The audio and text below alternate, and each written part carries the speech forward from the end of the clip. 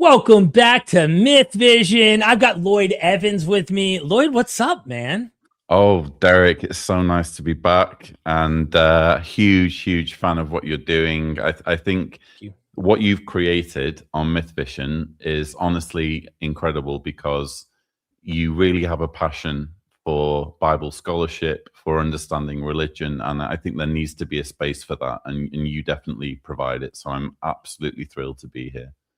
Thank you. Thank you so much, Lloyd. Look, man, I looked up to you. Of course, you were the OG, or I would say at least one of the top 2 or 3 OGs that were on YouTube.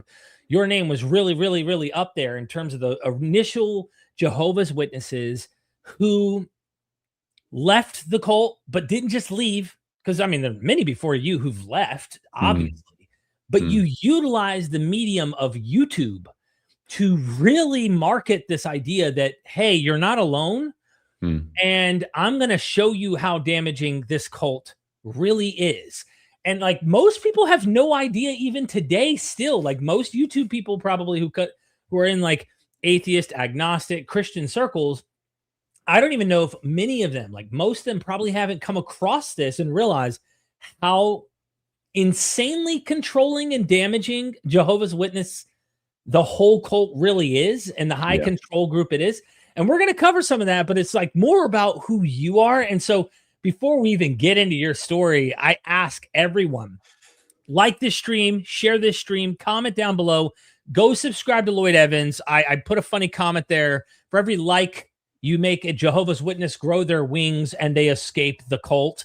But your YouTube channel, tell us briefly about your YouTube channel. What's up with this so people go subscribe? Yeah, sure. I mean, I've got, what is it, over 2,000 videos on there now. I started back in 2012, which, I mean, YouTube started in 2005. So I was relatively quick on the, quick off the march. And yeah, it's all about, for me, creating resources so that when people are at that point where they are ready to start questioning their Jehovah's Witness beliefs, they have the information to hand.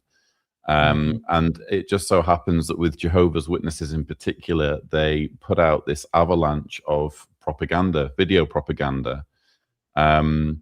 And it kind of coincided with me starting my channel. So I started my videos in 2012, and in 2014, they started this JW broadcasting thing where they would put out these highly produced kind of hour-long propaganda segments on a monthly basis. And so the timing was perfect for me to start breaking them down and explaining the manipulation. So that's kind of been the focus, and now I'm trying to kind of make it a little bit less focused on doing rebuttals and more on specific topics. But yeah, that's kind of what my channel is about.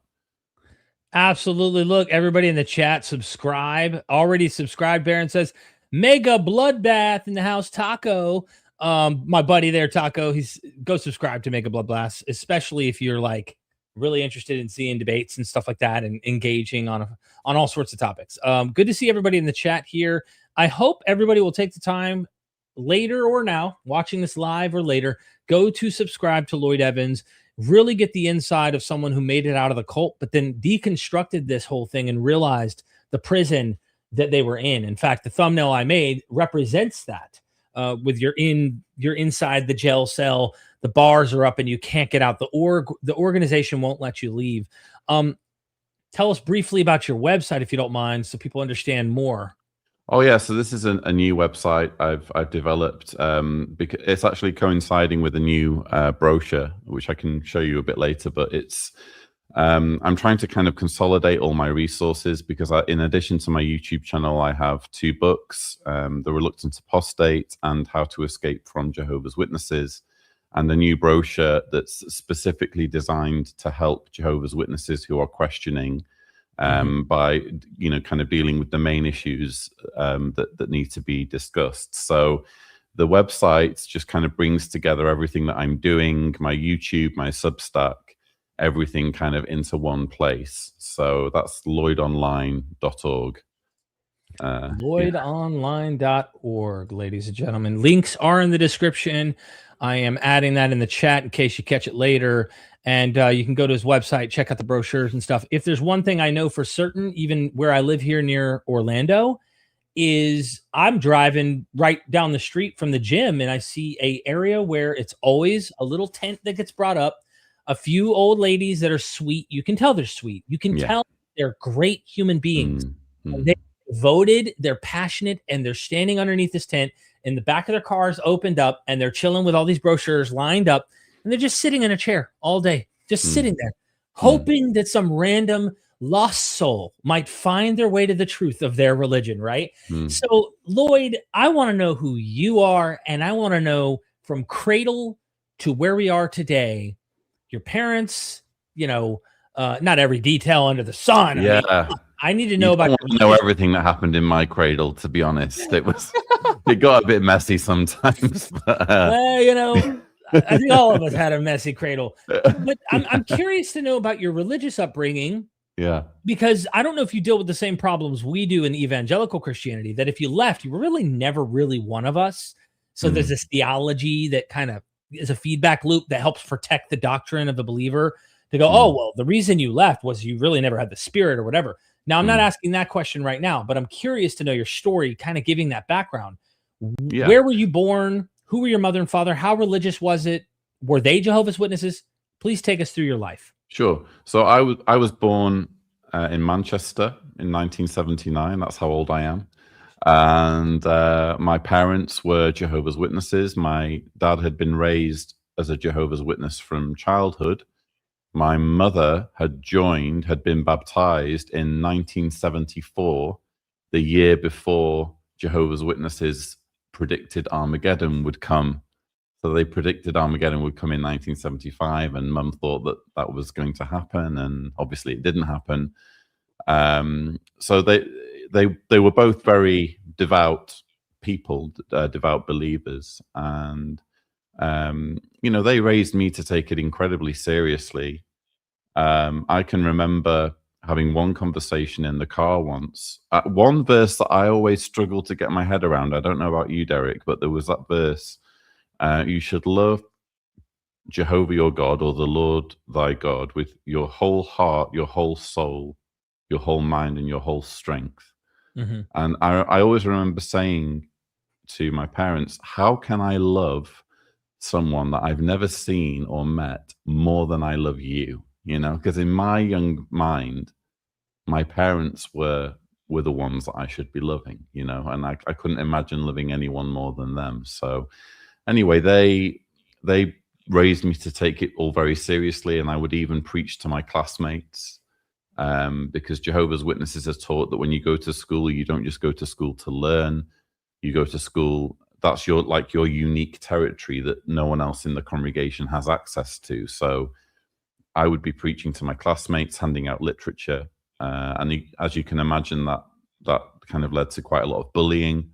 And yeah, I always took it incredibly seriously. I remember even once I walked in on my dad, and he had the phone in his hand, and he'd made it ring. You could do it back then in those days. He made the phone ring and he picked it up, and he had this conversation, and he was basically having a fictitious conversation with an elder in our congregation, saying, yes, well, okay, the police are coming for us. Okay, no problem. The whole congregation, we need to meet in the forest. Okay, I'll get the kids. We'll see you there. He put the phone down, and he said, Lloyd, the Great Tribulation started, the Great Tribulation being the build-up to Armageddon. The police are coming for all Jehovah's Witnesses, and we need to run. We need to get in the car and drive to Macclesfield Forest, as it happened. That was our nearby forest. And I remember running up the stairs thinking, okay, Armageddon's here, What else was I supposed to believe? Sorry? Were you afraid?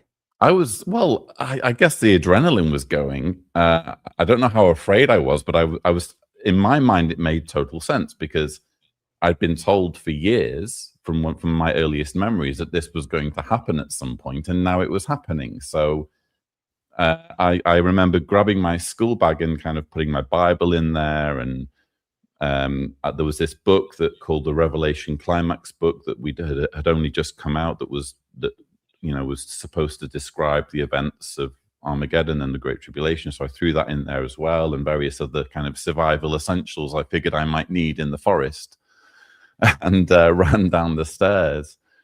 And my family were all there, my dad, my mum, my sister, just kind of with these huge smiles on their faces. And they were like, oh, you fell for it. But it wasn't just supposed to be a game. It was also kind of a test to see how seriously I took it. So that kind of Armageddon drill has stayed with me. And it's a good example of how seriously I was raised to take the end of the world. And also the amount of control that is wielded not just on adult Jehovah's Witnesses, who we've established, you've said yourself that they're really lovely, sweet people, but they find their way into these groups because, in many cases, because they've been indoctrinated since they were children. Wow. So your dad and mom, clearly, you made me remind of an example, and I might relate along the way just to have a little fun. The reason I asked if you were terrified is because I remember me and my wife pulled this prank. We realized after the fact it probably wasn't the funniest, or even you chuckle at the moment, but you realize afterwards, okay, that probably wasn't good, but it did show my kid's heart.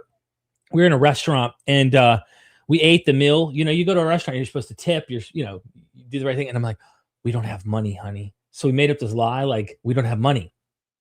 We're going to have to run. We're going to have to get in the car, run, and the cops might arrest us. My youngest son just starts crying.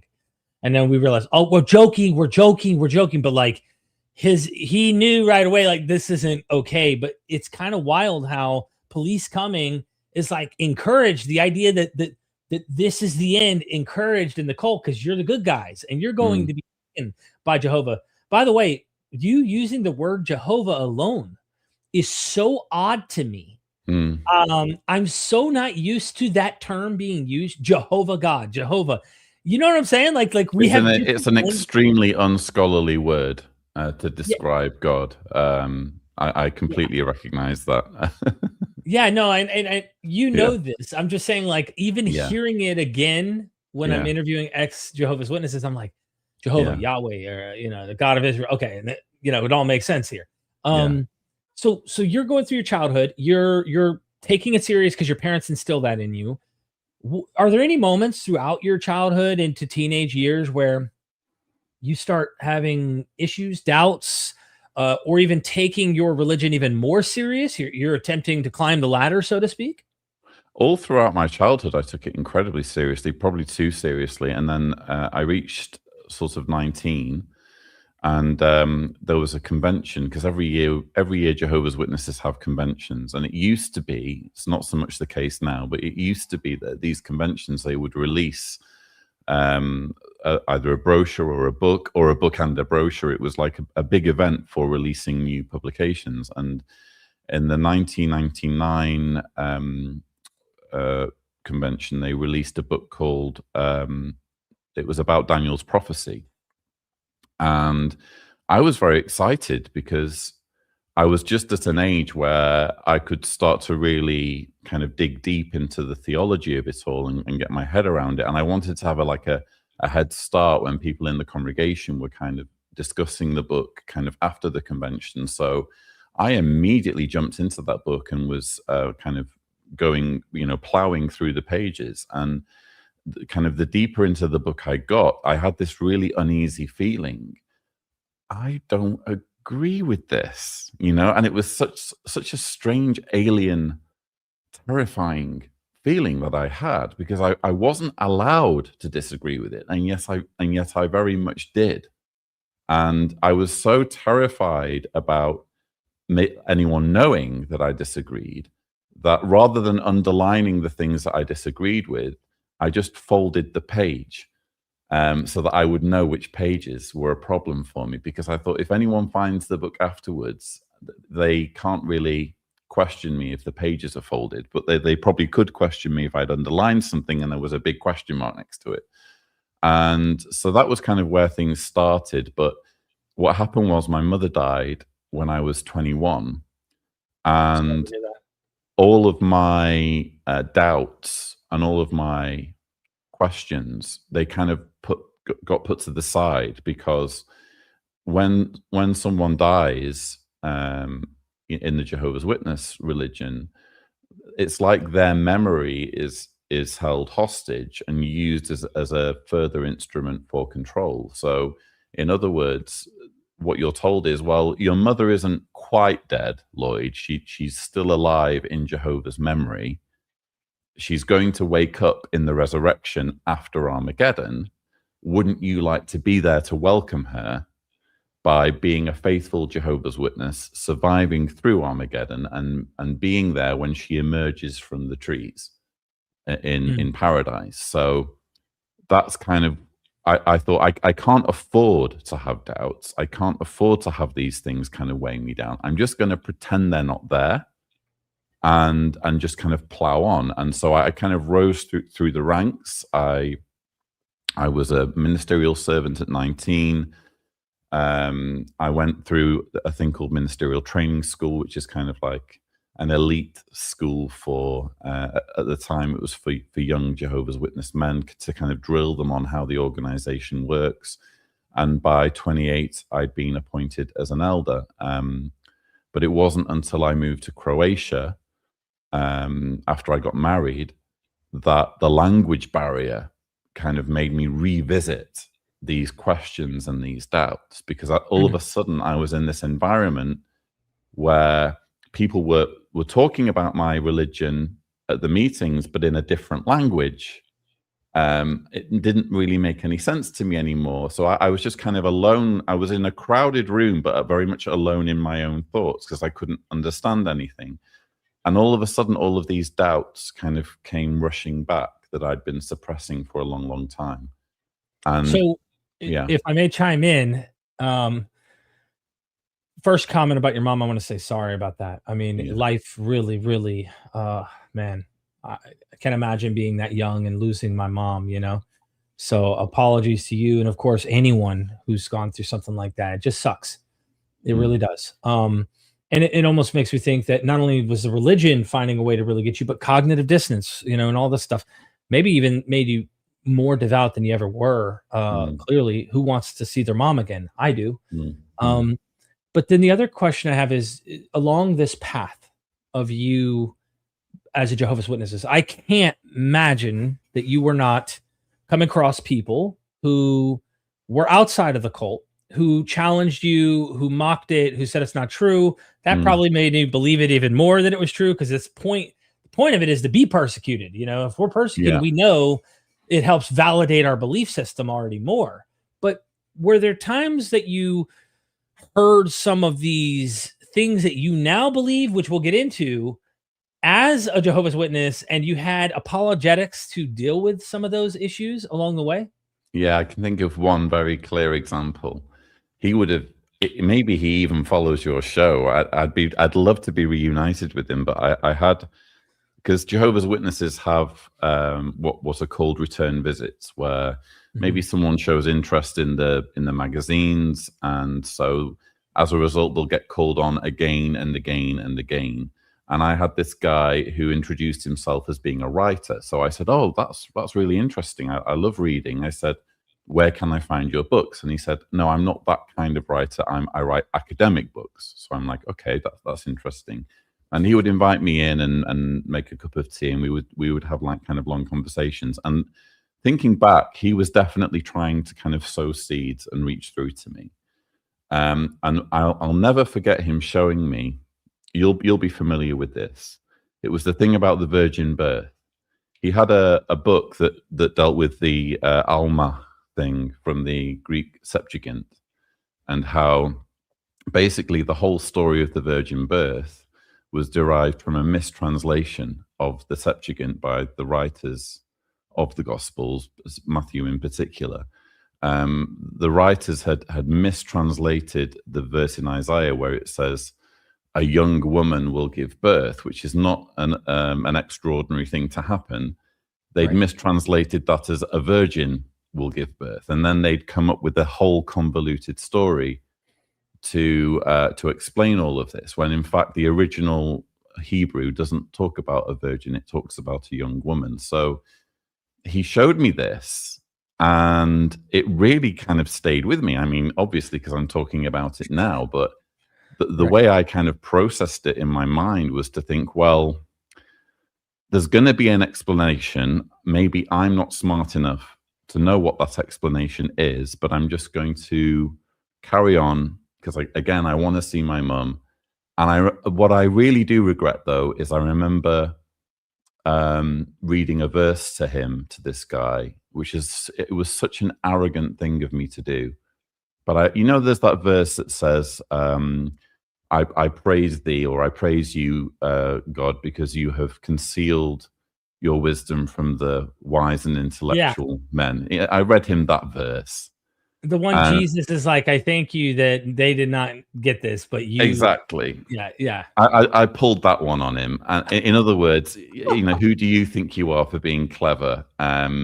It's only the stupid people that are going to understand this, which is just a kind of, again, it's a thought-stopping statement. So I'm kind of deeply ashamed of that, but I understand as well why I was kind of programmed to respond in that way.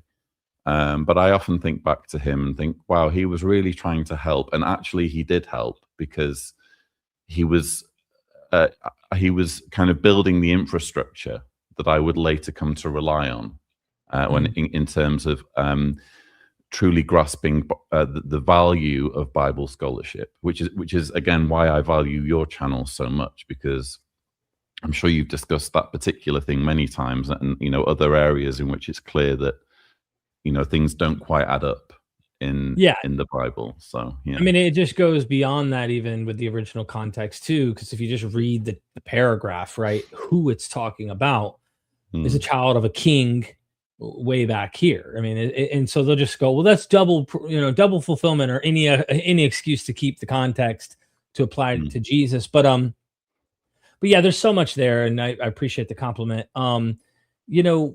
I thought about the failed prophecy stuff, which we're going to get to, but I didn't know if that had ever been lobbed at you and how you dealt with those accusations, if you can recall any. So I was vaguely aware of 1975, but the way it was put across to us as Jehovah's Witnesses was that it was just a few Jehovah's Witnesses had got too excited. It wasn't necessarily about the leadership. It was about the way Jehovah's Witnesses, like the rank and file, were overreacting to what was in the publications. And I kind of went along with that narrative. And Jehovah's Witnesses do go along with that narrative, because that's all they're given. I didn't know that 1914 was put forward as a date for Armageddon. I just had it in my head that that's when the last days started. I didn't know anything about 1925 being put forward as a date for Armageddon. But what I do recall is that when I got baptized in it was December 1990, at the age of 11, I went through, you have to go through questions when you get baptized as a Jehovah's Witness. And one of the questions was about the generation teaching. In Matthew 24, Jesus talks about a generation that will not pass away until all of these things occur. And Jehovah's Witnesses at the time taught that was the generation of people who were alive in 1914 and could interpret the events of 1914 as being the fulfillment of prophecy. So not just people who were born in 1914, but people who were born sufficiently before 1914 to be kind of Jehovah's Witnesses, essentially. And the teaching was at the time, and this is the teaching that I got baptized with, was that this generation would not die off before Armageddon came. Well, clearly they have died off, So that kind of stuck a little bit. But again, they what they do is they kind of move the goalposts, and they say, oh well, we've had new light, we've had a new way of interpreting this, and understanding of Scripture is gradually being revealed. Incidentally, if you don't mind me plugging my brochure, yeah, so, plug it. This is this is the brochure that I've produced, and there's a section called "The Light Gets Brighter." Maybe you can see that. Yeah.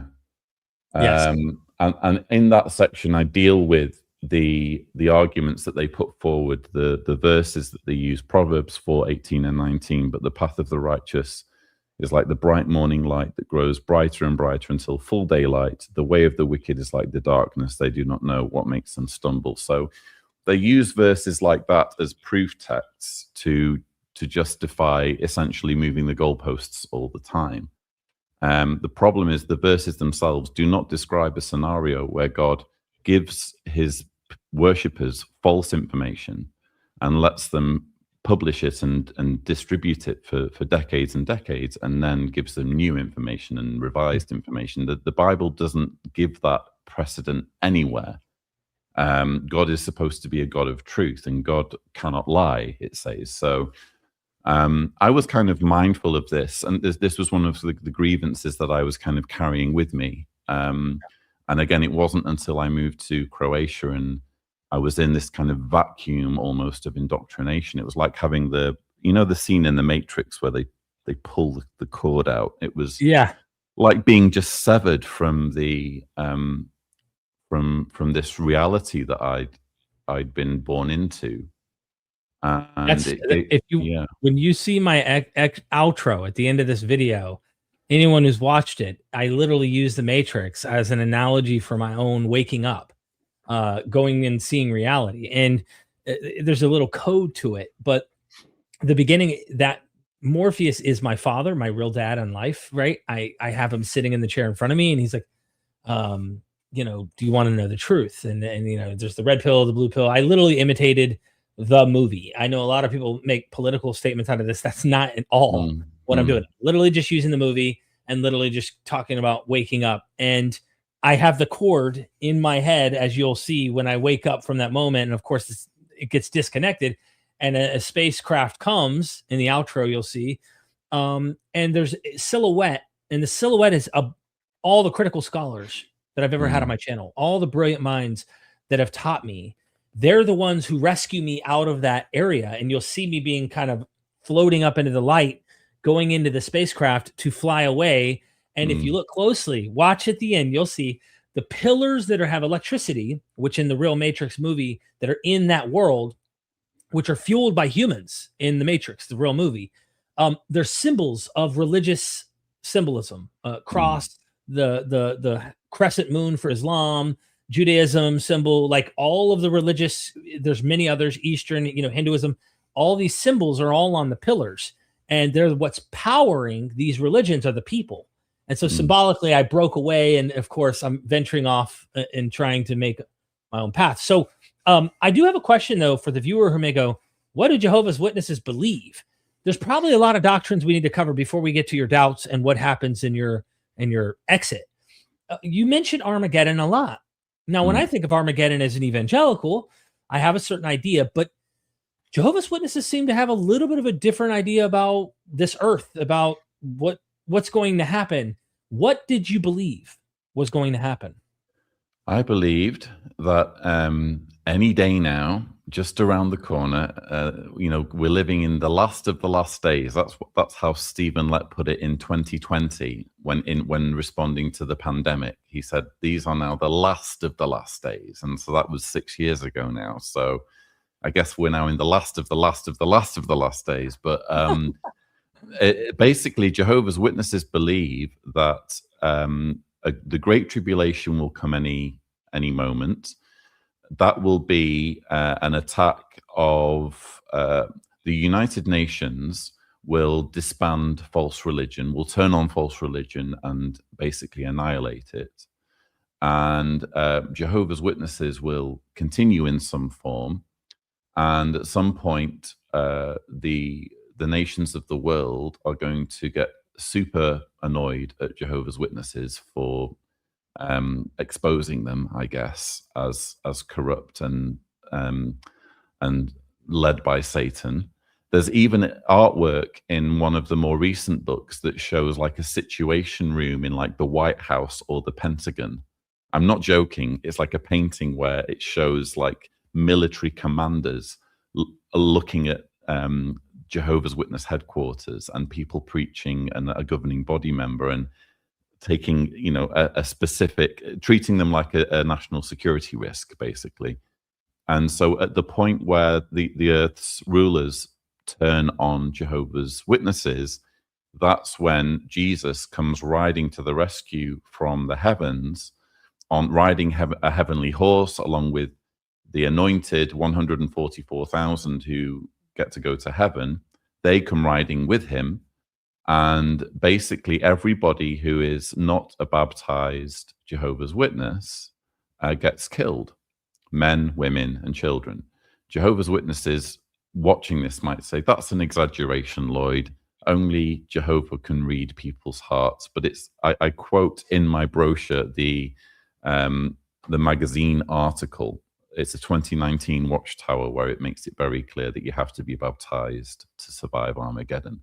Now before you keep going, you keep referencing Watchtower, you keep referencing the authority.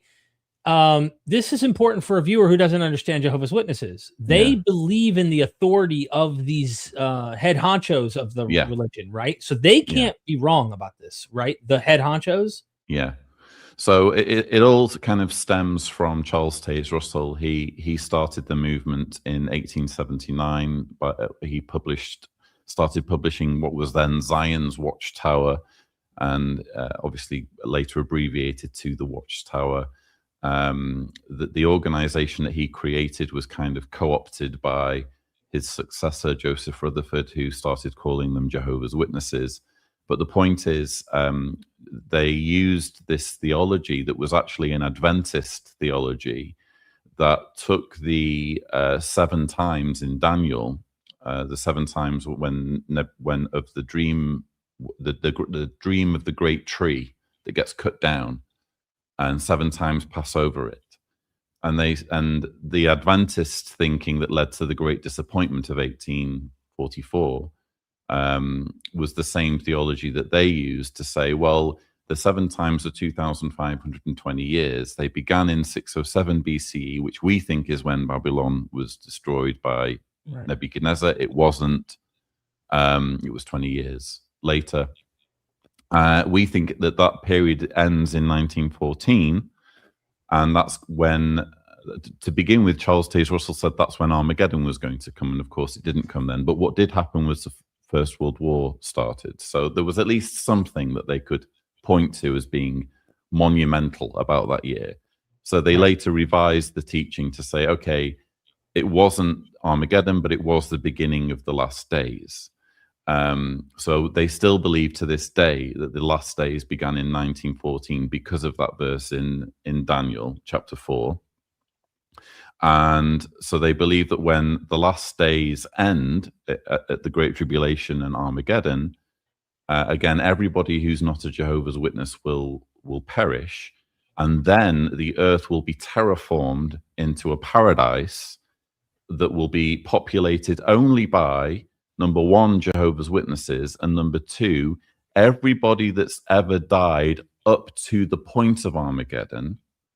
So not people who were killed in Armageddon, but people who died before Armageddon, including the most unsavory people you could imagine from history, people like Genghis Khan and Osama bin Laden, you name it. They're all going to come back, and they're all going to have a second chance at being good people. And if they don't conform, they're going to be kind of quietly done away with. And after 1,000 years, it's a millennial group. So after 1,000 years of this paradise situation, there's going to be a final test where Satan's going to be let loose again. And only those that survive this final test will then live forever. So that's essentially the theology. And the governing body, who are the leaders of Jehovah's Witnesses, they derive their mandate from Matthew 24, verse 45, which talks about a faithful and discreet slave, or a faithful and wise servant, as it says in the King James Version, which is very clearly a parable when read in context, but they consider it a prophecy. and they say that the governing body, the dudes who run Jehovah's Witnesses, they are this faithful and discreet slave who is prophesied to guide God's people in the last days. So if a governing body, like you quote in 2019 in your brochure, says something, they're supposed to believe what that governing body actually says. Yeah, there's no. This is the thing I think with that people don't understand about groups like Jehovah's Witnesses is they're very much a fundamentalist group. They don't like that word fundamentalist, but they really are. I mean, when most people think of kind of Christianity, they're thinking like about mainstream Christianity, where you can kind of cherry pick what works for you and what doesn't work for you, and you can kind of tailor make your own version of what Christianity means for you. But with fundamentalist groups, it's either all or nothing. You believe everything that they say, or you are an apostate. It's one or the other. And so there are people who maybe aren't considered spiritually strong, or who are considered bad association, but there isn't anything kind of concrete that people can blame them for, so they're kind of on the periphery. But in terms of belief, everybody needs to believe the same thing, and that is dictated for them by the governing body, with this excuse that they are God's faithful and discreet slave. Okay, so back to you. You're 28 now. You are an elder in Croatia, from my understanding, and you can't understand their language. At least not early on, it seems. You don't really get what's going on. You can't understand them. So you're left to your own devices, and in a sense, old ideas popping up. What do you think caused that? Like, what take us through your experience now as a elder in the Jehovah's Witness movement. You know, do you think there's some causes, some things in your life that made you start to go, what the heck is this? Like, you're able to now question the things you would not have been capable of doing under different environments. Okay. Yeah. Well, so just to be clear, I was an elder at 28, and I lived I was still living in England back then, and I was an elder for exactly 1 year. So after 1 year, I stood down for various reasons I go into in my first book, The Reluctant Apostate. But during that year as an elder, I saw things. You know, I saw a side of the organization that I really wasn't expecting. I saw how human, how political the whole thing is. Elders are essentially like a boys' club in each congregation, and it's a group of guys who basically vote in their friends to join them, you know, and they have as much kind of infighting and politics as you would expect in any group. So that 1 year was very informative for me as an elder. And then after standing down as an elder, then I moved to Croatia. And I moved to Croatia very much wanting to kind of work on my spirituality, determined to learn the language quickly, and kind of maybe become an elder again in Croatia. That was kind of my goal. But I just remember, again, being in the situation when I was sat in the Kingdom Hall, and it was like the voice on Charlie Brown, like the wah, wah, wah, wah, wah, wah, wah, you know. I didn't understand any of it, and I remember one day, my then wife and her parents, they all went to the meeting together, and I stayed home. I think I said I was ill. I can't remember whether I really was ill, but I said I was ill. And I thought, you know what? I'm going to sit down with a piece of paper and a pen, and I'm going to write down all of the things that I don't agree with about Jehovah's Witnesses. So I kind of set myself this challenge, and I sat down and I started writing. And before I knew it, there was a page in front of me. It was 9 things filling the page of things that I very much disagreed with. I call them my 9 grievances. And I just remember looking at the page and thinking, if it were just one thing, then that would be enough to prove that I'm no longer a Jehovah's Witness. Because like I said, it's all or nothing. You believe the whole thing, or you don't believe any of it. But the fact that I've filled an entire page with issues with genuine issues that I have proves that I'm not a believer anymore, and it's only a matter of time before I crash out of this religion.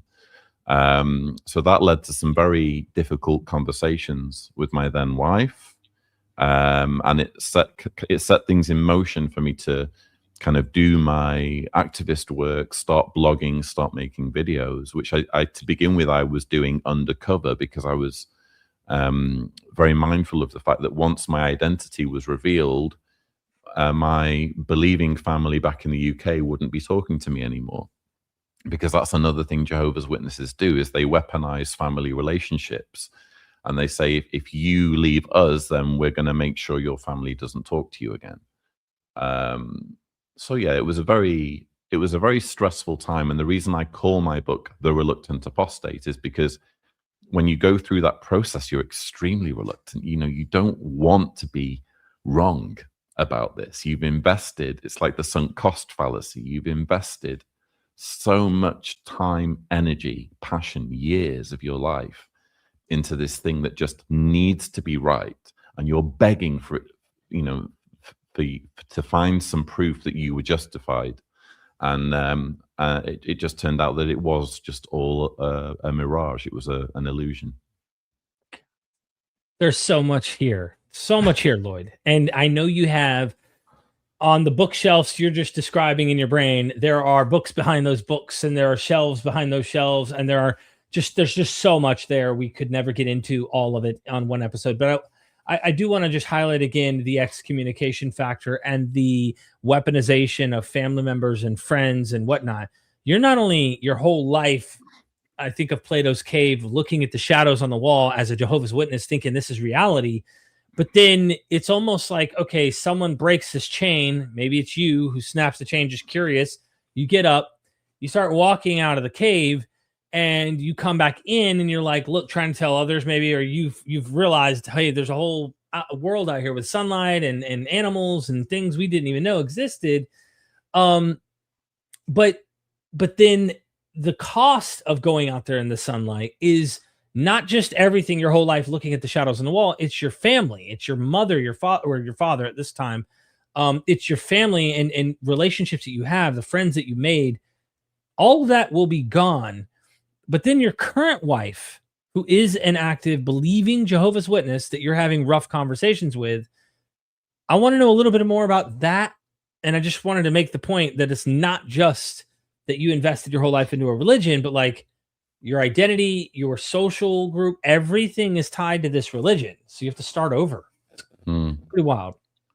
Yeah. I mean, we're not married anymore. So my then wife, she thought that she thought it might be some kind of trick that she couldn't believe that I didn't believe. And she thought that maybe I was having regrets about our marriage because we were still relatively kind of newlyweds back then.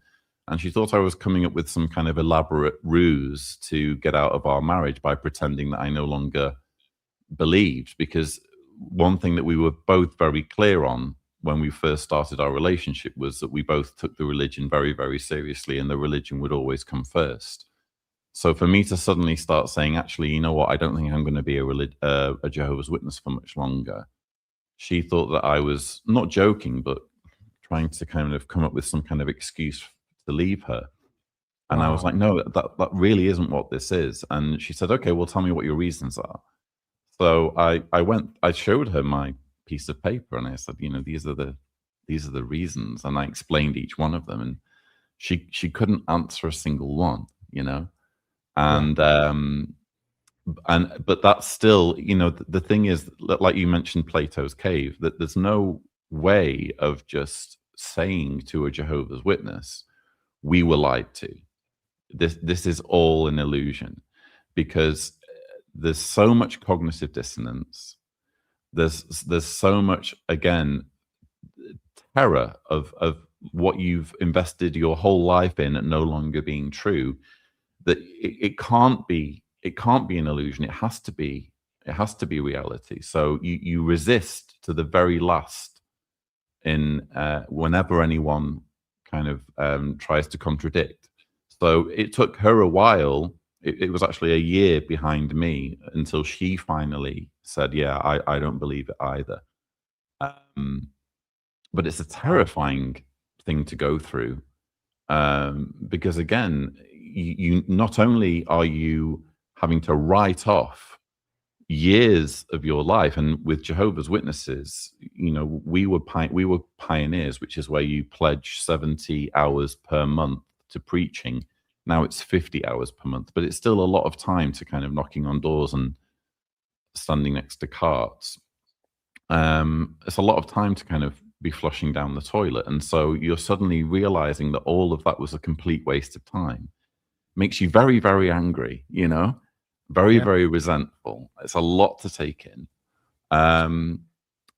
But once the kind of the existential kind of angst and the trauma kind of the initial wave of trauma kind of passes, there is this relief that finally you can start thinking for yourself, and finally you don't need to outsource your decision making to some organization that, you know, meets every Wednesday in their New York kind of conference room.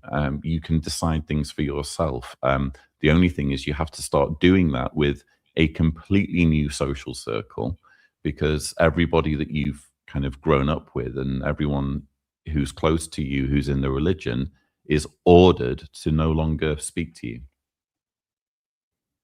Gosh. Man, that's gotta suck, dude. It's actually one of the interesting things that Jehovah's Witnesses do have to do when they do leave is watch the unfriends on their Facebook, you know, because Jehovah's Witnesses do use Facebook, and it's kind of I remember keeping an eye on my friend count on my Facebook account and just seeing the number plummeting, because word spreads very quickly once it gets out that someone's been disfellowshipped, or someone's, especially if they're an apostate. It's like there are it's like a two-tier thing. It's one thing to be kicked out because you've slept with a consenting adult to whom you're not married, committed fornication, or done something sexually that's considered a sin. It's another thing entirely to leave for conscientious reasons and say, I am leaving because this is a false belief system. Right. That's like a whole other level. So then you become like this monstrous boogeyman that everyone's terrified of, the apostate.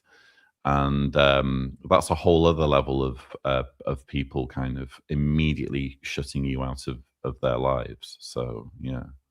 Did anyone try to reason with you or debate with you that were within the organization when you initially were making your escape?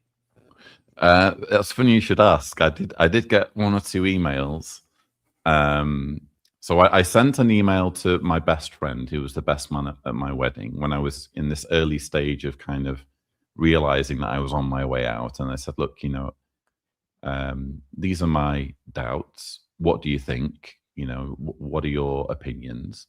And he never replied. I just found out later that he'd basically gone around all of my friends and said Lloyd's an apostate. And this is before I'd even kind of formally left the religion.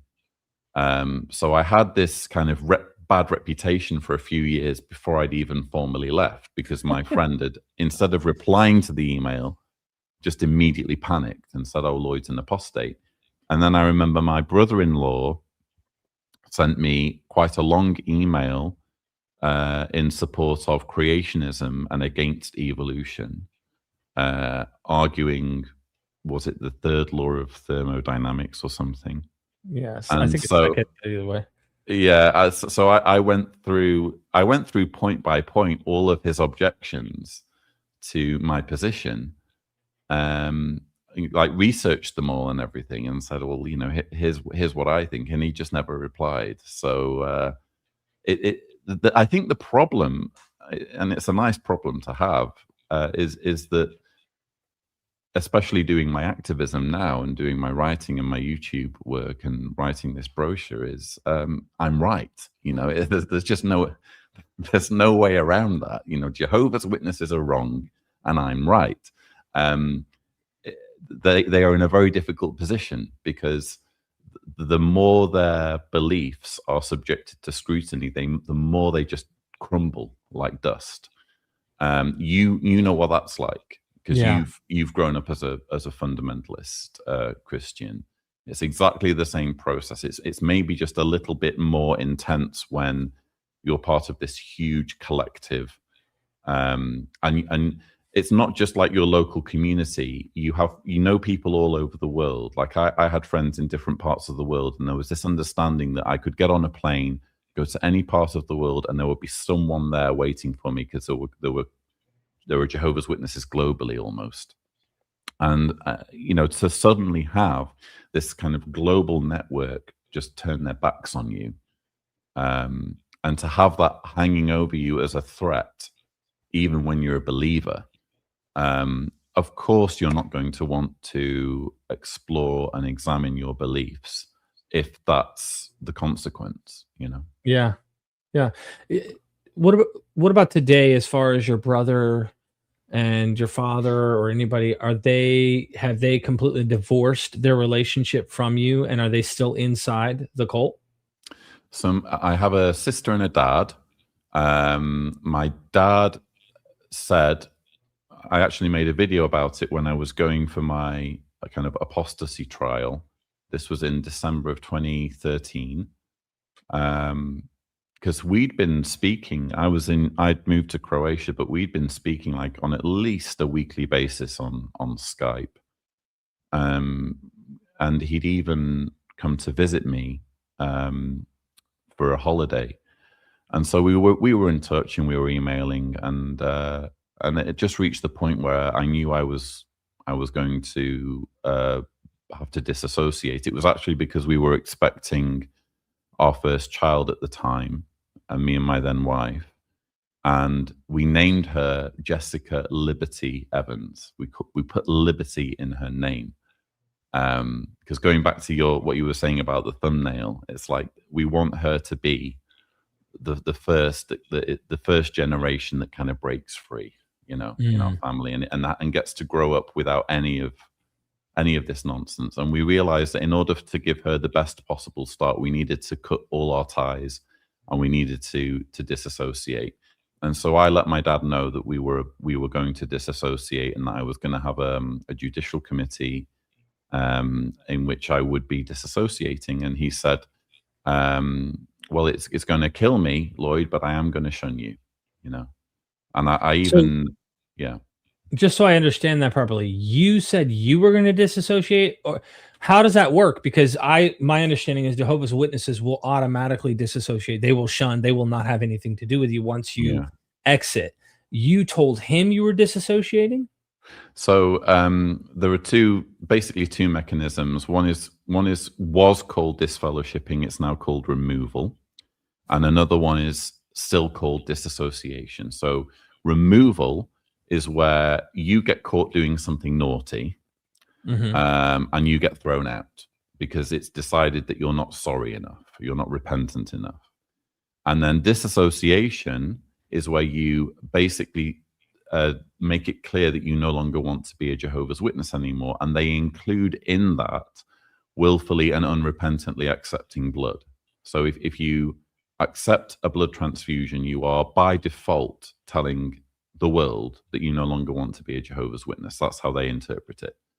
So it's almost like it puts all the blame on you no matter what, either way. It's like, even if you have justified reasons for finding this cult to be false or incorrect, the blame no matter what is you are wrong. Even though you're right, you're wrong no matter what, and therefore you are the one disassociating from them, your own father and such, by making this move. And you knew your dad was devout enough that this would happen, where he would have to shun you. You already knew this. And he stayed true to that. He hasn't talked. We've had like one or two phone calls in the how many years has it been now? 13 years since I actually formally left. And that's just been to do with like me needing documents, like legal documents that have come through to his address. And it's literally like a few seconds of talking about that, and then phone call is over. But I remember the apostasy trial.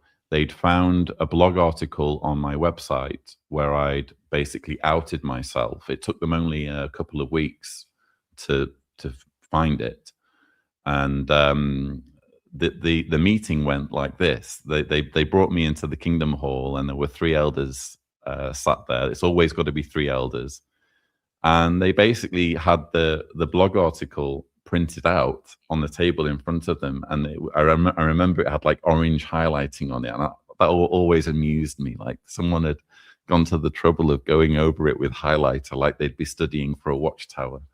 But their simple question was, do you stand by what you've written here? And so I said, absolutely. And they said, well, in that case, you're disassociated as one of Jehovah's Witnesses. Do you have anything to say? And I did have a few things to say, as it happens. But the point is that it was that straightforward. You either agree or you don't agree. Jeez. And it doesn't matter how justified your conclusions are. They're not interested in the logic. They're not interested in what your reasons are. They just want to know, do you believe or do you not believe? Yes or no. My goodness. What about your sister? Is she still shunning you? She and I have never really gotten on, to be honest. Even when I was a Jehovah's Witness, Okay. She's just one of those people who, I mean, family dynamics can be complicated, and even when I was a Jehovah's Witness, I was in and out of her graces all the time.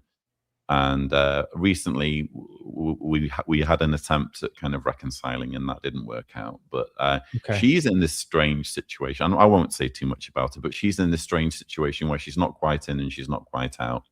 I think they've come up with some exceptions for her case, to be honest, because they maybe don't want a repeat of what happened with me. They don't want 2 of me. But yeah. Too much. So isn't that like PMO? There's various interesting. What are some of those what are they, acronyms or whatever that like people are? Yeah, there's people in, mentally out. Can you tell us some of those real quick before we get into? PME is physically in, mentally in. This means you're a believing Jehovah's Witness. PIMO, PIMO, is physically in, mentally out. So you're attending meetings perhaps, but you actually no longer believe, and you're kind of fading, and you're trying to kind of live a life of pretense just so that you won't get shunned. POMO is physically out, mentally out, like me, so that you've got it all behind you. There's also PIMQ, which is physically in, mentally questioning, which is a little bit before mentally out. So, acknowledging that there's like a process involved in waking up. So that's basically what those letters mean. It's a good way of describing it, I think. It's not a nice shorthand for when ex-Jehovah's Witnesses are talking to each other and trying to understand where they're up to. Before we get into some of the doctrines, and like we can now, in retrospect, you're out. You can really, bring a scalpel to this whole damn thing. And I hope we could do some of that. Yeah. How many Jehovah's Witnesses do you get that reach out that are, confiding to you in confidence? They trust that you're not going to obviously rat on them or tell, hey, hey, let me make a video and everybody knows about this person. How many today even? Like, I'm sure it varies on the months on how many might reach out, but like, do you still get a ton of physically in, mentally in, but questioning, whatever? Like, do you get a lot of this from Jehovah's Witnesses? It's not on like a daily basis or even a monthly basis. To be completely honest, I mean, I was putting out way more YouTube videos in around kind of 2020, 2021.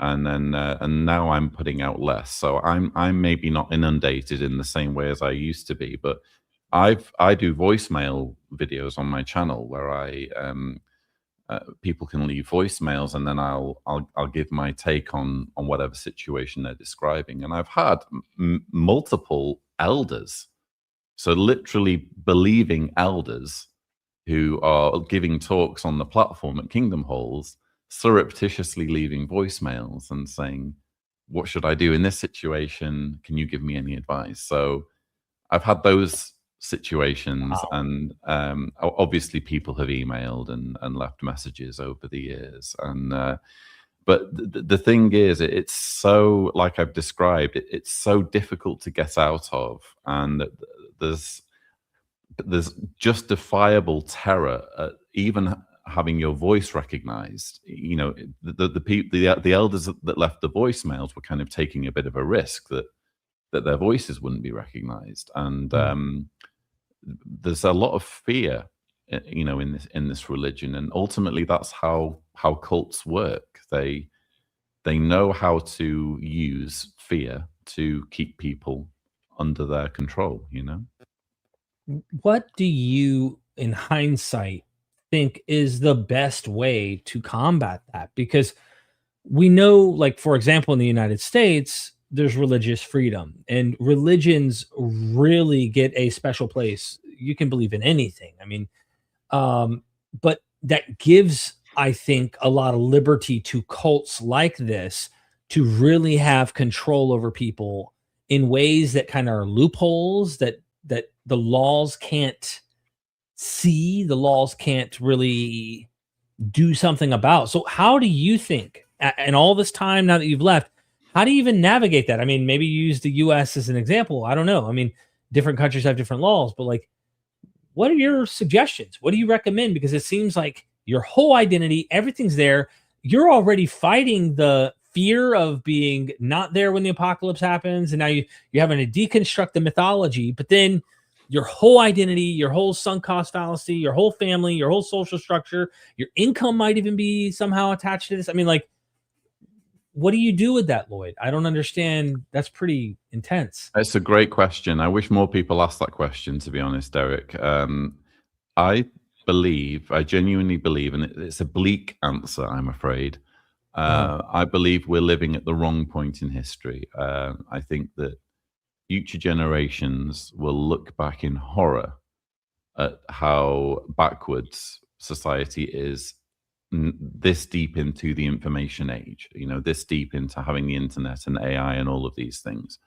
They will be horrified at the stranglehold that religion has on society, on government. There is so much religious deference at a legislative level in your country, in the United Kingdom. I was part of a government investigation in 2020, 2019, 2020. It was the independent inquiry into child sexual abuse for England and Wales. And I was giving evidence against Jehovah's Witnesses, explaining why they are putting children in harm's way with their mishandling of child abuse and the way they systematically cover up evidence of child abuse, which, again, quick plug, I detail in my brochure. So I was part of that investigation, and I submitted pages and pages of evidence that I'd kind of painstakingly put together, writing it so that outsiders could understand it, and making sure I was supporting everything I was saying with evidence and references. And they basically ignored it. The only recommendation that really came out of the investigation was that the two-witness rule that Jehovah's Witnesses use is wrong. That's based on Leviticus 19:15, where it talks about you need two witnesses to convict someone of something.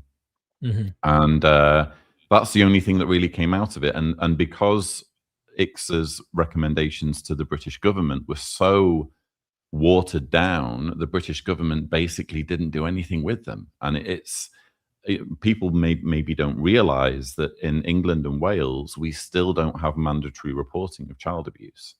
Right. We still don't. And the policy of Jehovah's Witnesses is that they're not going to report abuse if they have a legal reason to withhold reporting. So to make an analogy, correct me if this analogy falls apart or if it's not accurate. When we found out about the scandals of the Catholic Church and what was going on with priests and young children, the church itself, when they got notified about complaints or even police reports and stuff, did only an internal investigation. And what did they do? The slap on the wrist was often to relocate a priest to a different, a different place, not to literally get them charged or even completely remove them. Often they just moved them around. And because these religions have such liberties through the laws, there is a barrier between what's really happening behind the religious closed door, so to speak, and how a real person that was assaulted on the street in some way, or something happens in the real world. The law enforcement would be very, very much involved, and the investigation would be rigorous, and there would be nothing blocking that investigation from really prosecutions or something to stop and mitigate these behaviors from continuing. Whereas religious beliefs have such protections that they have an internal issue. This is the same problem we have with Scientology, from my understanding. Is that the same thing that you're describing? Yeah, the problem you have in America, which is similar, is you have it's done state by state. So different states have mandatory reporting laws where if you learn about child abuse, let's say you're a head teacher or you're like a family doctor, and you uncover evidence that someone's been abused, you have to report it to the police. But there are clergy penitent loopholes that are basically crafted around the Catholic Church that say, well, if this information comes to light due to a confession to a priest, then it doesn't need to be reported. So I'm not making this up, that this is part of the legislation in various states in America. And Jehovah's Witnesses piggyback on that legislation and say, well, if the Catholics are allowed to do this, then we should be allowed to do it as well. And in 2019, they even went to the US Supreme Court and complained that they should be able to withhold criminal evidence about child abuse in litigation. So if any cases come up where it turns out that the organization's been covering up abuse, they should be able to withhold records, because look at what the Catholics have. They have this whole clergy penitent provision, and all religions should be treated the same, so why can't we have something similar? And fortunately, the United States Supreme Court didn't accept their reasoning there. The good news is that even though the United States and the UK are very far behind in taking child abuse seriously, there are some countries that are starting to kind of step up. Australia had an inquiry into child abuse back in 2015 and implemented quite rigorous improvements to their legislation as a result of that. And Jehovah's Witnesses were completely annihilated in that investigation. They found that 1,006 perpetrators had their crimes covered up from 1950 all the way through to 2014. It was very, very damning. But what's even more exciting, I say exciting, but encouraging in terms of shunning, is that there's a case working its way through the Norwegian Supreme Court at the moment, where ex-Jehovah's Witnesses actually it's the Norwegian government. The Norwegian government has said to Jehovah's Witnesses, you know what, we're not going to subsidize you anymore. We are not going to give you the equivalent of $1.5 million per year and for being a religion and acknowledge your religious status, because we know you're doing this shunning thing. And it actually goes against our rules, our laws on human rights, because shunning is a human rights violation. It says in the Universal Declaration of Human Rights that not only are you free to believe anything that you want, but you're also free to leave a religion if you want to. Yeah. And so if you leave a religion and someone's going to penalize you for it, then that's in violation of your human rights. So the Norwegian government withheld funding from Jehovah's Witnesses, and Jehovah's Witnesses sued them, and it's now worked its way up to the Norwegian Supreme Court. We're waiting on a decision as to who wins, But whoever wins, it's probably then going to go to the European Court of Human Rights. But the point is, at least the Norwegian government took it seriously enough to say, you know what, we're not going to give you money anymore, and we're not going to recognize you as a religion if you're abusing your own followers.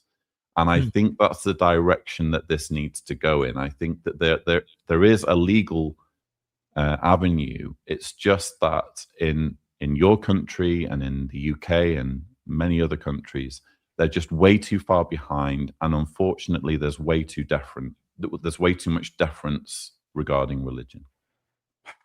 So, oh my gosh, there's so much there, bro. And you and I should probably do some follow-ups actually on some of this, because there's too much to unpack here. And I want to get back to you. You mentioned the internet and the kind of age of enlightenment we're in, where anyone at their fingertips can discover the flaws of these religions. You know, just a comment. This is why I do what I do. I mean, I myself have no power to change the law or to change this, or to, you know, I can vote my way. Don't get me wrong, but like, I don't have that ability. So I feel like I'm doing an amazing service, just like you are, on the individual person who has internet at home that clicks on their phone or clicks on the computer. It can actually access this, search what I'm saying, test what I'm saying, look it up, find out what we're saying. It's coming from experts, and also see the experiences of others and go, wow. And so there's a sense in which I'm trying to educate people within the cult, since, you know, really the laws aren't the greatest in terms of helping people leave. But we're trying to create a huge community of people that have that freedom, right? And don't really care about their belief at the end of the day, as long as their belief's not hurting anyone. But the internet, I want to ask you this before we get into flaws of doctrines. This is the last thing I want to ask you. I don't want to keep going, because if I do, we'll never end. And you and I could go on forever. That is, I've interviewed ex-Jehovah's Witnesses who said that they were kind of told to stay away from the internet. Don't go to websites. Don't go to places on the internet that might actually have ideas that you don't want those in your head, where they're lies. Of course, they're lies. Don't listen to them. But like, is that a real thing in your view, and where you've encountered these Jehovah's Witnesses, where the elders or people even all the way at the top are saying, stay off the internet? COVID-19 seems to be the time when the hurricane of the internet really rocked the boat for them. What's up with the internet and Jehovah's Witnesses before we get into any further? Oh, definitely. I mean, it's repeatedly drilled into Jehovah's Witnesses that the internet is brimming with apostates. Apostates are out to harm people spiritually, to draw off followers after themselves. You shouldn't engage with them on forums. You shouldn't go visit their blogs. You certainly shouldn't watch their YouTube videos, because they are just out to destroy your faith, and they're lying to you, and they're kind of twisting the facts. That's the narrative that you're given as a Jehovah's Witness. In fact, as recently as the 2025 convention season, which is like a 3-day convention, nowadays it's full of videos.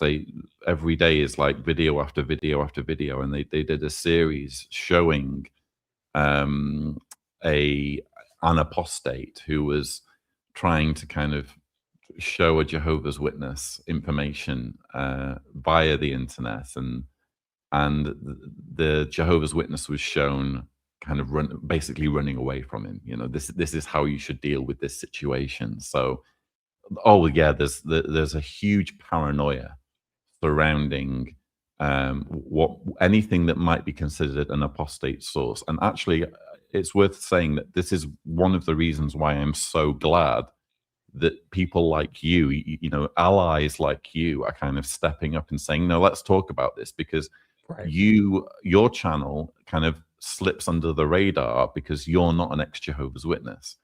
So there's more chance of a Jehovah's Witness watching this video, because they're like, oh, Derek's never been a Jehovah's Witness, so I can listen to what Derek has to say. And I'm safe. And then, I'm safe. Watch me. Just watch me. So, but no, it's really, really important actually that that we have allies, and that we have people who are willing to have these conversations. And you know, I'll never forget Leah Remini having me on her Aftermath series in season 3.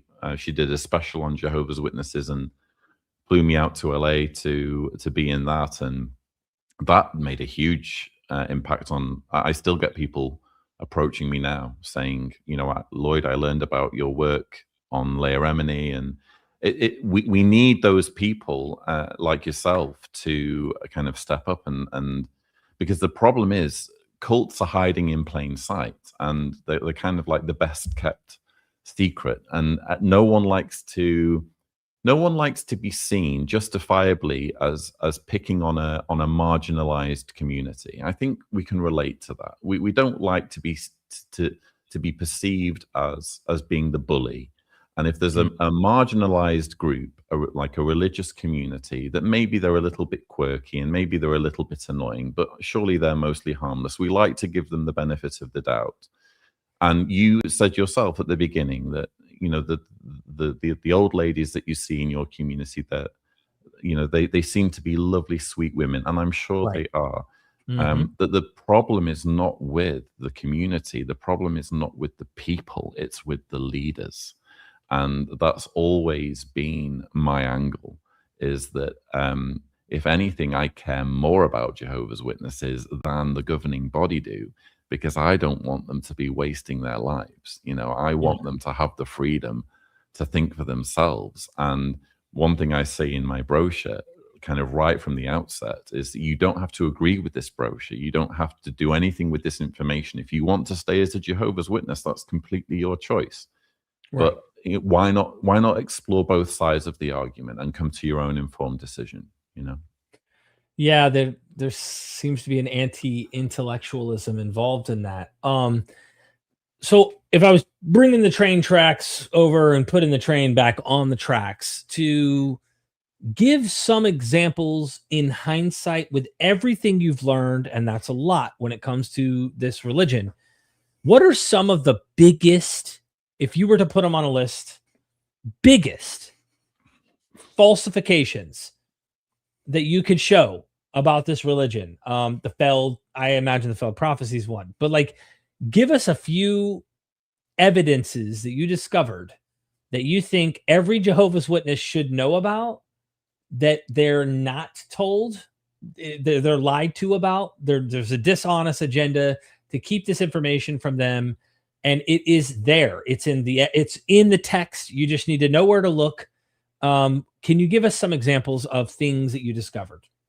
One thing that I was really shocked about was that in the run-up to World War II, the leadership of Jehovah's Witnesses was very anti-Semitic.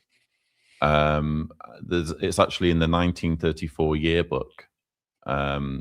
So, just before the World War II broke out, there was a declaration of facts that was published by the president, Joseph Rutherford, basically praising Hitler's government, praising the ideals of Hitler's government, and agreeing with its stance on Jewish people.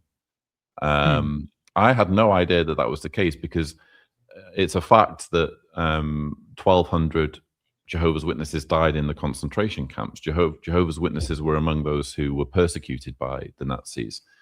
But what we weren't told was that the kind of context to that was that Rutherford, the leader of the group then, he tried, this was before they had a governing body, back then it was a president, he tried to kind of ingratiate his group with the Nazis, and when they didn't really give him the attention that he wanted, he kind of took the opposite approach of getting Jehovah's Witnesses around the world to inundate Adolf Hitler with cablegrams, telling him, criticizing him, and antagonizing him. And Rutherford also ordered Jehovah's Witnesses in Nazi Germany to kind of double down on their preaching, even though it was under ban, which made them more conspicuous and easier to capture and put in concentration camps. So I didn't know any of that.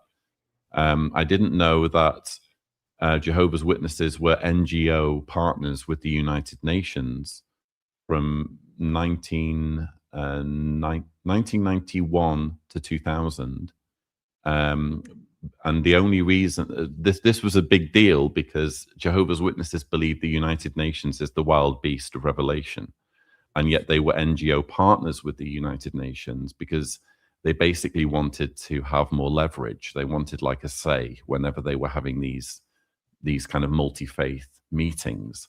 It was for power and influence. And when the whole scam got rumbled by a Guardian journalist, they very quickly withdrew their membership. And this is again something that I'll show you the page. So I talk about it on this page in the brochure. You can see there the Revelation book and the United Nations. So yeah, it was just things like that. But for me, the biggest issues that I think Jehovah's Witnesses need to be mindful of is, number one, the shunning, which is based on 1 Corinthians, where Paul talks about you should not even be eating with such a man who's committed fornication or done all of these things. And what they don't show you, or what they don't dwell on, is in 2 Corinthians, when Paul revisits the same situation, he basically kind of apologizes for having gone too far. And he says, look, a rebuke by the majority is sufficient. And, you don't need to be too heavy-handed, because you're going to make him overly sad, is what Paul says. So there are actual Bible verses, when you actually, and I go through them in the brochure, you can make a very, very strong biblical argument against shunning as practiced by Jehovah's Witnesses. That's something that Jehovah's Witnesses aren't really allowed to think about. With blood transfusions, they skip over the fact that King Saul's troops, there's an account where they eat blood and they're forgiven by God. And there's a Watchtower article that says, oh, well, it was a desperate situation, so they were allowed, in this case, to eat blood. Well, you can see the problem here. Jehovah's Witnesses are dying over this. I think that's a desperate situation, So I talk about that in the brochure, and I also talk about the child abuse and the fact that how are we in the 21st century, using this rule where you need 2 eyewitnesses to child abuse in order to take child abuse seriously, in order to think do about, something about it. Yeah. Statistically, and I don't want to dwell on that too much because I want to get into some of the Feld prediction stuff a little with you, because I find that a fascinating thing, but I think it's important what you just brought up. Think about it outside of Jehovah's Witnesses. Put them aside, right? The random Jehovah's Witness who might watch this, or the one that might be questioning, or the one that's in but mentally out, or whatever. I mean, put this whole organization, which is their entire world, to the side, because there's way more people in the world who don't believe this religion. Okay. How many of those abuse situations happen to be where there's a second witness involved? Statistically, I imagine it's far less likely there is an additional witness than just the man and the victim, or the woman and the victim, whoever. Most likely the man, though. I mean, statistically, I imagine that's far more probable. And so I'm looking at statistics here, just thinking to myself, how are you ever going? You got an ancient book that tells you 2 witnesses need to be there, because back then too, they didn't have empirical ways of, fingerprinting and DNA and all this stuff. Like that may have been in their mind the best thing. Like, look, we don't want you all making up shit all the time, so we need to have at least more than one person in alignment. But then you have, and we've seen this in history, where people, together make up something and, conspire, right? So it's like, how do you trust the witnesses who want their religion to not be in trouble? They're motivated, if anything, to defend the religion, to find a way to make the religion not be on the spotlight in a negative way. How are you going to trust that organization to honestly, fairly deal with those trials, those situations? So there's just a lot of problems that come to my mind thinking about that. It's like, if our courts in the real world operated like that, it'd be the dumbest thing in the world. So many people will get away with this. It's not even fun. And it's very, very simple. If there's child abuse, call the police. That's literally all that needs to happen. But the way Jehovah's Witnesses do it, of course, is to say, well, if there's child abuse, first of all, speak to the elders, and then the elders can talk to the branch office, and the branch office will decide how it gets handled. And that gives the organization ample opportunity to look out for themselves. But I will just kind of make the point, because maybe this is a good place to do it. Isn't it interesting that nowhere in the Ten Commandments does it say, thou shalt not have sex with a child? You know, it talks about not coveting your neighbor's possessions and not having any other gods and all sorts of things, but nowhere does the Bible expressly condemn child abuse. Yeah, I think that kind of says a lot, to be completely honest, and it also explains why the two witness rule doesn't account for child abuse, because maybe it wasn't as frowned upon by the Bible writers. Yes, and they're biblical literalist in their own way. So yeah, there's a sense in which the Jehovah's Witnesses might find this lack of condemnation as a loophole. Later rabbis do engage ethically with trying to deal with, well, she needs to be through puberty, right? Like there needs to be evidence that she's developing, that kind of stuff. But even then, but it's that not in the wasn't always Torah. There's nothing in the Torah. Yeah. Right. Yeah, and that's why we do see, like in Islam with Muhammad and the 9-year-old Aisha, or you can even find in Christian situations in America in the past few hundred years where there were certain family dynasties in the southern states that actually would marry off their daughters. They had no say, to men, to keep the dynasty going. And some of those girls were 7. Some of those girls were 8 and 9. Some of them were 11. You know, these were very young girls. So there seems to be a loophole here biblically where you could get away with something like that. And it doesn't seem that there's any strict do not do this commandment, which you would hope would be there, but no, it's clearly not. So is that in the back of these elders and leadership's minds, in a sense of like, yeah, you're the government, we get it, but the word of God is above you. And so we don't care what you think is right. We care what the Bible says and what it doesn't say. And it doesn't say this is wrong. So you see what I'm saying? Like, yeah, keep that door open. Yeah. And they very much take the position that that God's way of doing things supersedes the government's way of doing things. And if there's any conflict, they should do things theocratically. So Jeez. Failed prophecy, Lloyd. Failed prophecy. I think this is a big one. Correct me if I'm wrong, I don't have all the historical figures down, but we go back to the Millerites. The burned over district in New York seems to be the birth of so much, from Mormonism to the Seventh-day Adventists to eventually the Jehovah's Witnesses. There was a revival in the American 1820s and 30s, it seems. I believe I get that date correct. It's roughly in the region of the early 1800s that all these revivalist groups are starting to spring up. And a lot of them are charismatic, apocalyptic. They think the end is coming soon. The Millerites, of course, with Miller himself predicting based on Daniel, stuff like that, the end's going to happen. From him, when it didn't happen, there was a split. Different groups believed, okay, he came to the heavens, he's there in the clouds, but he's awaiting to come. Others said, no, he got the dates wrong. It's down the road. The different cognitive dissonance explanations, tracing that down to the Jehovah's Witnesses. What failed predictions really stand out, and how bad was it in your view? Oh, it was pretty horrendous, actually. So again, Charles Taze Russell is where it all began, and he wasn't an Adventist. He was raised, I think, Presbyterian. And then he describes going through a period of atheism, or he called it heresy. He dabbled with that for a brief while, and then he came back to believing in God. But he was, even though he didn't identify as an Adventist, he was very much influenced by Adventist writers, and in particular, he had a collaborator, Nelson Barber, who was very much an Adventist, or was associated with the Adventists at some point, and a follower of William Miller.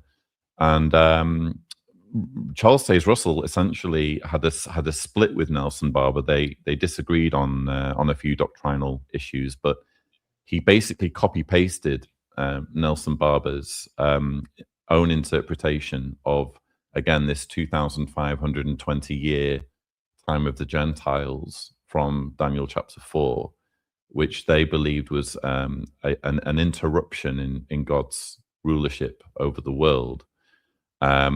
They believed, to begin with, and this is interesting, they said, oh, Babylon was destroyed in 606 BCE.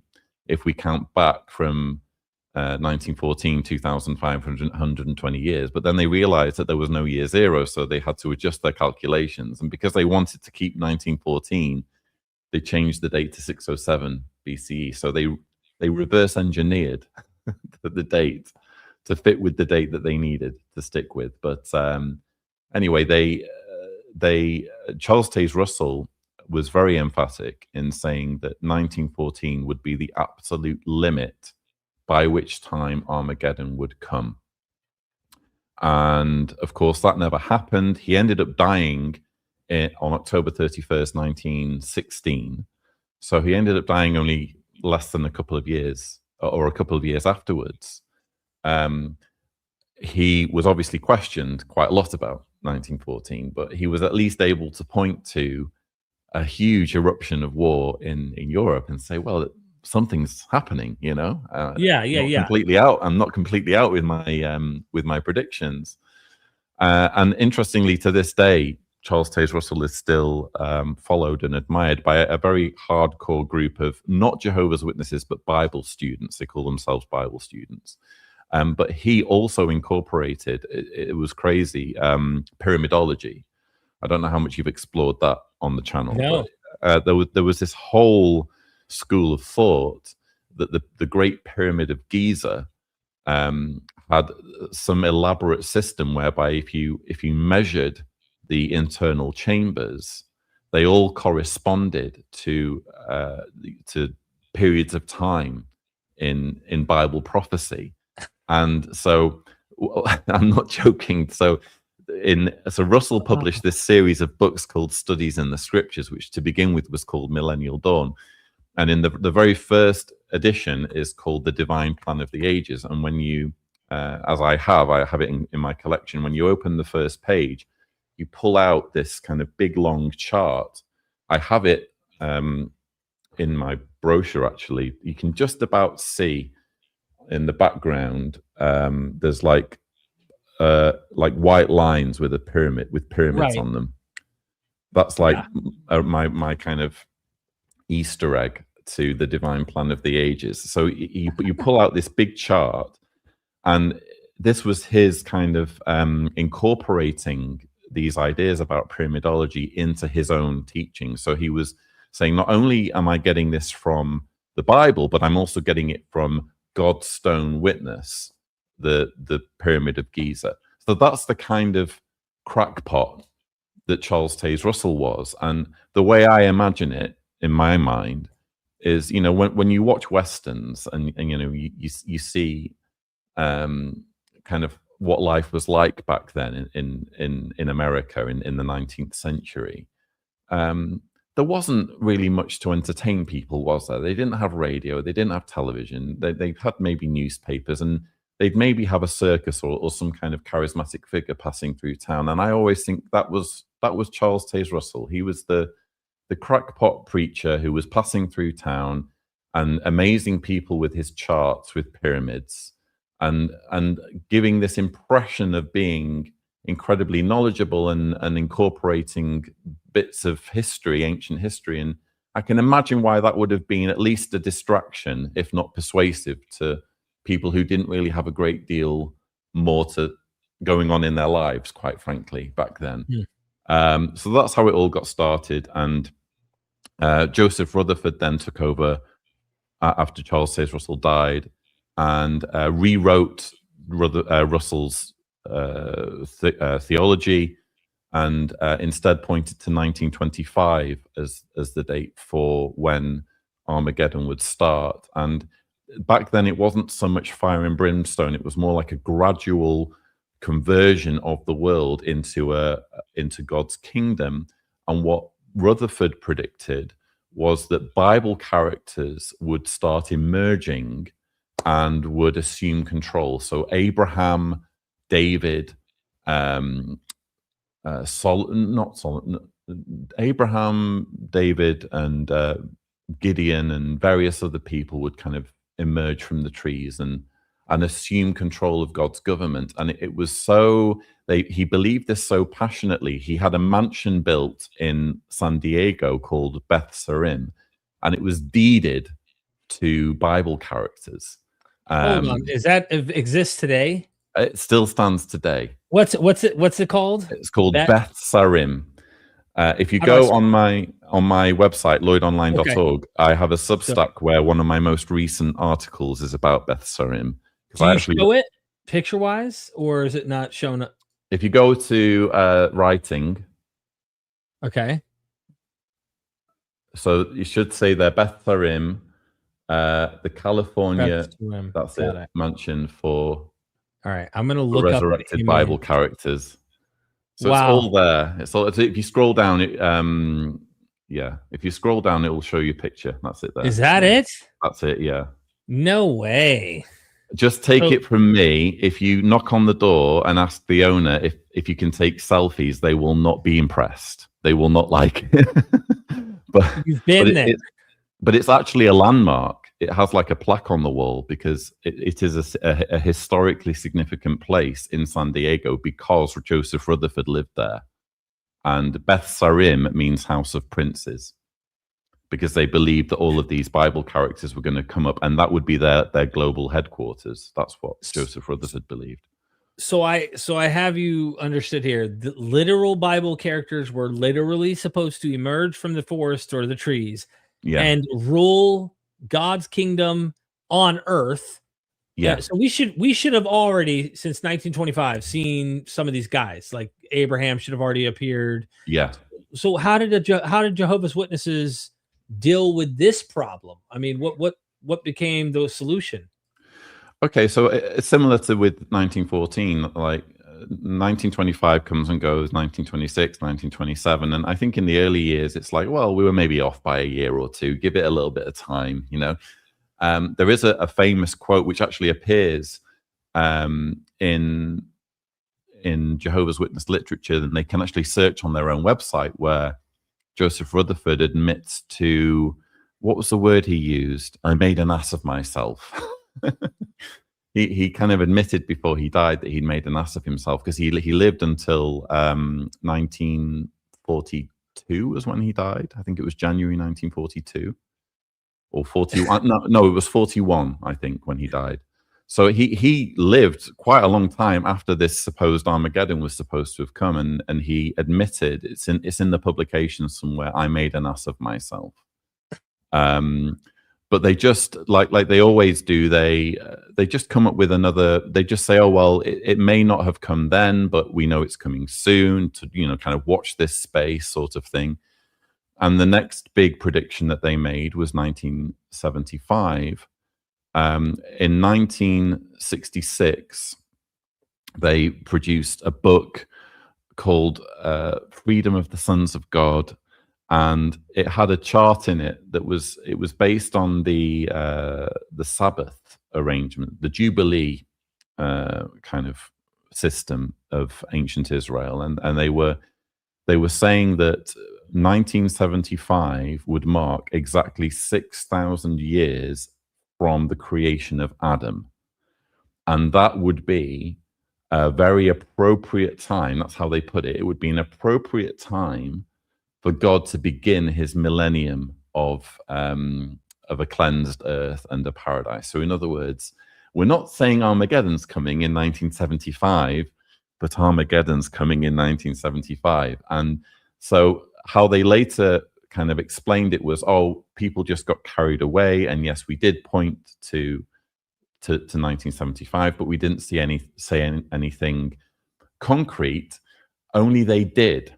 And so in my brochure, I point to a quote, so I might as well just read it, from The Awake. It's the 10th of August, 1966, pages 19 to 20.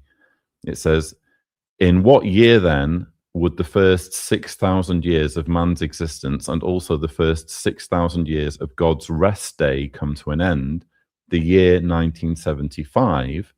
And then it says, it means that within a relatively few years, we will witness the fulfillment of the remaining prophecies that have to do with the time of the end. Now, how are you supposed to read that as a Jehovah's Witness and not think, okay, that means Armageddon's coming in 1975, you know? So, oh man. And there were video footage. I think there's some like really revivalistic kind of, you can see some really worked up Jehovah's Witnesses who were really excited about this at the time. yeah, there was a speaker called Charles Sanutko. It was a video, an audio recording of him giving a famous talk, and he coined the phrase "stay alive till 75." That was what he was telling people. Yeah, bro, this is wild. Okay, so we got 1914, 1925, 1975. Strikes you're out, bro. But okay. And then the generation teaching, which is what I was raised with, which was where they said, well, okay, not 1975, but definitely the generation that witnessed the events of 1914, they're going to still be alive when Armageddon comes. And, you know, clearly they're not alive anymore, you know? So, yeah. And right now, the way they phrase it now is they've just kind of reverted back to, oh, well, we don't know exactly when it's coming, but it's coming any moment now. And in 1920, when they had the pandemic, they got very, very excited. And again, Stephen Letts said, we are now living in the last of the last days. And that was 6 years ago. The way he says that, the way these are the last of the last days, and the way he talks, didn't his daughter speak out? Didn't she like become an apostate or someone? I can't remember. Granddaughter. I interviewed his niece. His niece on my channel. Yeah, I remember watching that. Yeah. She was a lovely woman, and it's actually quite tragic because we talked about he gave a talk in, I think, 1920. It was the 1920 convention during COVID. What they did was because Jehovah's Witnesses 2020. Sorry, 2020. Yeah. Because Jehovah's Witnesses couldn't meet in person, they published an entire convention that was mostly governing body members and their helpers, their assistants, giving talks. And Stephen Lett gave a talk that year where they're very, very homophobic, Jehovah's Witnesses, and he basically really put the boot in on gay people, and he said that if someone were maybe someone is resurrected in paradise and they're gay, they would have only they would have maybe a period of time to basically stop being gay, or they would basically be killed, is more or less paraphrasing what he said. And the reason why this was so hurtful to his niece was because his niece knew that her brother had actually committed suicide as a gay man because he couldn't handle the way he was marginalized, and he couldn't live his life. He couldn't be himself and love whoever he wanted. And Stephen Lett gave that talk and gave those words knowing what had happened to his own nephew. Now that's bullshit. Yeah. So the man is clearly, without a moral compass, of all the times to be doubling down on the hateful attitude towards gay people, to do that with knowledge in his own family of the impact that this kind of rhetoric has, and the way it leads people to kind of take their own lives. This is why we do what we do, because whatever the example, it may not just be someone who might be of the same sex orientation. It might be anyone. this is what drives me, because beliefs, the dogmas and this kind of crap really do make people believe in horrific ideas that if you took those away and they were able to then really go, oh man, if I didn't have a book say man should not lie down with man, and of course their interpretation is that is abomination and they should be put to death, right, by an ancient Bronze Age, Iron Age idea. Like, all of that shit goes out the window. You're no longer spewing ancient rhetoric that does not seem to benefit humanity. It's one of the reasons we do what we do. It's one of the they've reasons made cartoons, by the way, about home, the stance on gay people. They have their own kind of Pixar style series, Caleb and Sophia, where they, it's all aimed at indoctrinating children. And one of the episodes deals with gay people, and basically, it says, God created a man and a woman, and shows Adam and Eve in the garden, and basically reinforces this really hateful idea that gay people are just basically an abomination and they shouldn't exist. And I mean, we could really kind of go down the rabbit hole with this, I know, but the interesting thing is that Jesus didn't have anything to say about it, did he? It was really the Apostle Paul who had an axe to grind against. And if they're consistent and they use their Bible, they should say, well, our Lord didn't say anything. Now, what did he think? Who knows? But like, again, that loophole, let it enter into your religious dogma, but they don't. And I find it interesting. They go to Adam and Eve. I just did a video recently where I talked about the deadly myth that women need to be controlled. Like, look at how quick they quote Adam and Eve, and blind. I mean, I was blind to it. So I'm not here to judge in that regard, but I am here to judge the idea itself and hope more people see through it. Like, while they quote this idea that a man and a woman are in this garden of an ancient myth, all right, this is mythology, as if that's the template for all time and revelatory, how all humanity should be. In that story, who's to blame mainly? The woman. And you see this later in Christian dogma. The woman is the reason we're in all this shit, according to their own. Like, and they don't even realize how BS that is. This whole misogynistic system, blaming her, just like you find in the Greek myths, Pandora. She opens the box, curiosity. When she opens it, all illnesses, all death, sicknesses enter the world because this woman opens the box. Blame her, right? Well, they don't even see that. They're completely blind, I'm sure, to that. The one thing they see is, well, at least there was a man and there was a woman. Look at the shit it got us into, according to your own mythology, though. So, like, maybe if there was an Adam and Steve, we wouldn't be in this situation. I'm just being funny with the whole mythology, though. But yeah, I just think it's horrible how old mythology like that is taken so literal and is taken as like, we're in the 21st century. Like you keep saying, there's enough evidence out there, I think anyone can read to realize we're dealing with an ancient text. And they're not. But that's why your channel's so important. I mean, I keep saying it, but I get frustrated, Derek, when I'm not just with Jehovah's Witnesses, but even just kind of going out and socializing here in Croatia and meeting people and kind of expanding my social circle. And obviously, I'm living in a Croatian country, and my daughter is in school, and she's being taught about David in history classes. Interesting. And what frustrates me is there's so much information that we have due to the very diligent work of Bible scholars that just completely dismantles and removes the authority of the Bible and places it firmly in the category of myth. But obviously, all of that stuff is kind of overlooked, and no one really pays it any attention. And what I find very ironic, and I'm sure you agree, is, you know, you and I both took the Bible literally at one point as the Word of God.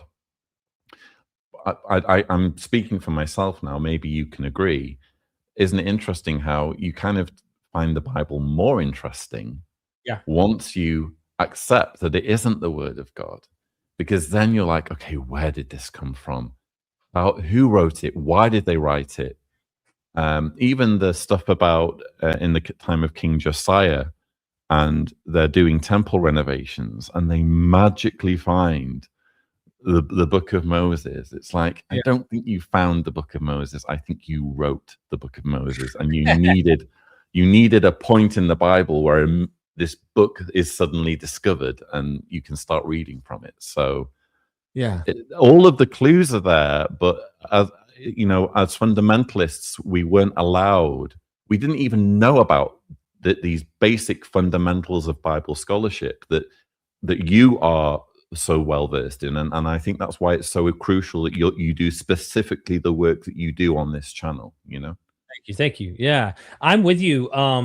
People are like, I think they misread me, and they think, oh, you just have this chip on your shoulder. You just want to destroy everything. You just hate this book. You just and it's like, no, actually, I've grown to love this book more as an ancient document, a human document, not a God-given divine revelatory document, but as a human document on par with Homer, with you know, you name the ancient stories that we all are fascinated by, and we can poke holes in it and say that's terrible, and then we can say no, that's not that bad. Actually, there's something to that. But we also like to know, where did these ideas come from? How did it develop? Something fascinating about that I do nerd out on. It's unfortunate though, like you said, I don't think we're changing any of the leadership. Maybe in the leadership they have a internal civil war, and then a few of them apostatize and like come across some of our material somehow, and then they're like, screw this. I can't imagine with the ego, power, the kind of control that goes on up there, that happening. But at least maybe we can hit some of the average Jehovah's Witnesses or the average, you know, Christian fundamentalists that are out there, to give them freedom. I mean, that is my goal. Because now you're free to explore whatever. Now you can look at the whole thing. You don't have a lens by which you must look at it, and it's dictating your life, everything, high control, bite model kind of stuff. You know what I mean? So I kind of take the view. I agree with you, but I kind of take the view that, you know, once we have something meaningful to contribute, once we can share something that's going to empower people and maybe free people to consider other possibilities. Once we've been able to do that successfully with one person, then it's job done, mission accomplished. You know, we don't even owe the universe that. Neither of us owes the universe the activism that we're doing. It's enough, Derek, that you got out. It's enough that you managed to realize that you're not accountable to some celestial dictator. You are in control of your own life, and you can make decisions for yourself. And just getting to that point is something that's unthinkable for millions or billions of people at the moment. So just the very fact that you were able to do that means that you've won the lottery. And this is what I try and tell people. It's wonderful if you can do activism, and if you can provide resources, and anything that you do like that is a bonus. But when it comes to the game of life, you have already won. Game over, you win. Anything else that you want to do on top of that, in terms of educating people, providing resources, showing what the actual context of the Bible, how it was written, when it was written, why it was written, all of that is just a bonus as far as I'm concerned. Yeah, for me, I agree with everything you said. I would add, though, part of why I feel it's almost like, let's say my lifelong goal was to build a house. I'm like, hey, I got a lifelong goal. Like, this is so important that I build a house. Cool. I spent 20 years. It's hard. I went through moments where I had to file for bankruptcy. I had to go spend time in the woods, chopping down trees and getting the wood all right. And I found the nails and all that.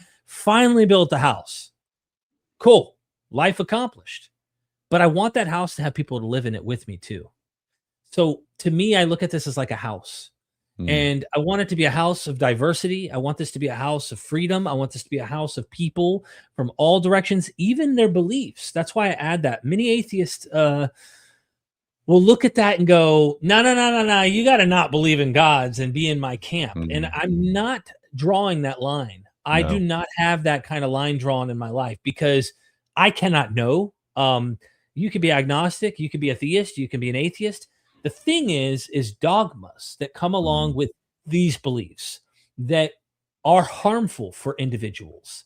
And for me, I want that house to encompass many people, a big plethora of things. And the reason why you go, but why the people? Why do you need the house to have people?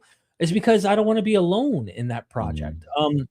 I get satisfaction by helping my neighbor, by giving to the guy who I know is homeless, who's panhandling for a few bucks to get a burger from Burger King or from, just something to eat. There is something when you give that you get back that is so much greater. And I think you would agree with everything I'm saying here as well. Yeah, I do. Yeah. We have accomplished. Yeah, we built the house, dude. But where's the furniture and where's the fellowship, right? And so there is something about the fellowship and what we had in religions that I think we need to continue having outside of them, because religions don't have a monopoly on this. Okay. No. We are human and we need that human connection and we need the humans around us. It's not Derek or Lloyd we want a world of people who are part of what we're doing. And there's something satisfying about that. I feel I get emails, I get comments, and I watch, what's funny? I watch Christian apologists like Michael Jones from Inspiring Philosophy. He'll do a post, right, of a conversion story. I was an atheist. You helped change my life. And I'm thinking, my gosh, I get so many of those in the opposite direction of people going, your channel helped me free me, but they don't have to use the signal word, Jesus is now in my life. It's like, I don't care what you believe. They feel there was freedom though. And so that's the difference, is like people go, oh, you want them to become atheists. It's like, no, I don't care. I don't care. Yeah. I want you to find freedom and happiness and not need to believe, here's what you sign the dotted line. This is your life. Sell your soul here, or else you're going to a place for all eternity. Anyway. Amen. I mean, I'm the same. I do mostly JW focused videos, but every now and then I'll do kind of more generic Bible atheism videos. And I'm always amazed when I do those videos where I'm basically explaining every which way that the Bible's a man-made book and we shouldn't be overly concerned in letting it control our lives. And even on those videos, I get really lovely, sweet, positive comments from believers in the comments who still appreciate the content, even though they can't agree with it fully. And I find that, I think I get a real buzz from that, because it means that what I'm saying is accessible to people. And it also means that I have an audience who are mature enough and secure enough in what they believe, I guess, to be able to entertain other ideas. And wouldn't the world be a better place if everybody could be like that? If everybody could just periodically expose themselves to the polar opposite view that they have, and not immediately grab their pitchfork, not immediately take offense, and not immediately rush to try to cancel the person that said something that goes against what they believe. So it says an awful lot about your content, that you do attract such a wide spectrum of different beliefs on your videos. Yeah, thank you. I think you as well. I mean, the fact that you're able to do that, and I hope you continue doing that. Let me go ahead, since we're here toward the end of the stream. Again, go to his website here. Go to the homepage. Oh, it took me to a different page. This was the Substack. Yeah. Yeah, it opens up a different URL. So, home. Here we go. Okay. Yeah. Here is Lloyd Evans' website, ladies and gentlemen. LloydOnline.org. You can go there right now, check it out, sign up. It's free, right? Just to be on the email list and stuff. Sure, subscribe. Sure, yeah. and then they can get brochures and stuff. The brochure you kept referencing real quick, you have those where people can get the printed copy mailed to them? I'm currently working on getting the print. So yeah, I have the printed copy now for my Kickstarter backers. I've got like 1,000 of these I need to mail out. Okay. I'm working on a system whereby I can do distribution myself, but there will be like a print on demand version. But people can get it right now, downloadable. It's $2.50. Okay. Yeah. Awesome. Get out, and you wrote it. You wrote the whole thing. I wrote it. Yeah. Awesome. So go check out what Lloyd's doing. Help support what he's doing. He's helping people who are in higher control settings than what we typically see within a lot of Christianity in the world. Okay. There are examples that might be on par, but Jehovah's Witnesses are up there at the top. And what you're doing, I think, if there is a God in the universe, Lloyd, and you and me might be skeptical of him, but I think he'd let us in the pearly gates after this. You man. reckon? Oh, wow. Yeah, I do. I have a good I don't know feeling. whether I want to go in the pearly gates. I'm just being funny. You know what I mean? You're doing a What's good the buffet like would be my question. Thank you. Yeah. Listen, the buffet better be good. My mom got me to go to church to begin with by luring me with Golden Corral all-you-can-eat buffets. So yeah, if heaven has a buffet and it's got like good food, we could talk. The way to my heart is through my stomach, for sure. Exactly. Yeah. Check him out here on the website. Also, subscribe to his YouTube channel. Go drop a comment or two. Say, hey, Lloyd, I came over from your interview with Myth Vision. That way he knows. It's cool to get an idea of where people are coming from, and give him positivity. There's something motivational when we see this is helping you. We hear it from you. We're watching the comments. Trust me, we see what you're saying. They pop up. And when you drop a positive thing, it does help our days. It helps us motivate us. When we see negativity, it can bother us. We're human. Just because we're on a platform where we know there's going to be negativity doesn't mean that the negativity doesn't affect us as humans. So I hope people will go support. Are there any final words from you before we wrap things up? No, only just to kind of repeat that it can be challenging sometimes to confront our beliefs and to deprogram from things that from a whole reality that we've been coded with from our earliest memories. But it's extremely fulfilling to have the freedom to make your own decisions and lead your own life. And even though it may be very difficult and very painful for some of you who might be watching, some who might be Jehovah's Witnesses watching this interview, just know that you're not alone. And myself and others have been through that. Derek knows what it feels like in his background, and you're not alone. There is a way forward, and never be afraid to ask questions would be all I have to say. Yeah, I know somewhat. I don't want to pretend that I can somehow know the experience of my entire identity being so anchored in, but I do have lots of empathy for it, because I can't imagine. I mean, I love my mom and dad, and being able to talk to them, being able to have connections with my family. I can't imagine that being severed because an ancient book being interpreted by a modern cult that dictates how my family thinks. Yeah. They have their brains would be in a prison. And that's why the thumbnail has the symbolism there. And we're breaking out of that prison, one person at a time. Lloyd, love you, brother. I really appreciate you coming on here. Ricky Johnson, thank you for the super sticker. Ricky's going to be giving his story soon as well on Myth Vision, ladies and gentlemen. I really, really, really hope that you all take my advice. Go help show some love to Lloyd. He can use all of the encouragement, motivation, influence. We all need that push. And I'm telling you, without you and those people, Lloyd would not have continued doing YouTube. I can guarantee you, if there wasn't someone in your corner, Lloyd, you'd have gave up long ago, just like me, man. Yeah, it's the people that have you back that keep you in the game, I think, when you're doing this job. Yeah. for sure. Absolutely, man. Yeah. Look, we're about to enter into exiting the matrix. I hope you pay attention to the symbolism. Again, just to recap, at the very beginning, I'm this open-minded, kind of curious. I'm the physically in, mentally out person sitting before my father. He's Morpheus. He offers me the truth. And then I take the pill, and I now am going to the reality world, if you will, and I realize I'm plugged up.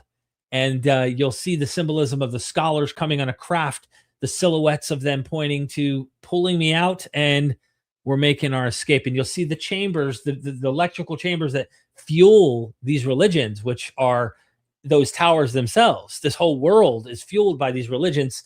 And I'm saying, let's free these people. So, all right. I will be watching it like a hawk now that you've explained it. Pay attention. This was a really well detailed cartoon outro that was created by a Christian friend of mine. I even told him what to put the crosses in there. I'm putting some blame on some of these religious systems, and he was happy to do it for me, Jonathan Sheffield. So here we go. Love y'all. Never forget, we are Myth Vision. Son, do you want to know what the truth is? After this, there's no turning back. You take the blue pill and you wake up in your bed and believe whatever you want to. You take the red pill and you stay in Wonderland, and I show you just how deep the rabbit hole goes. Remember, all I'm offering is the truth, nothing more.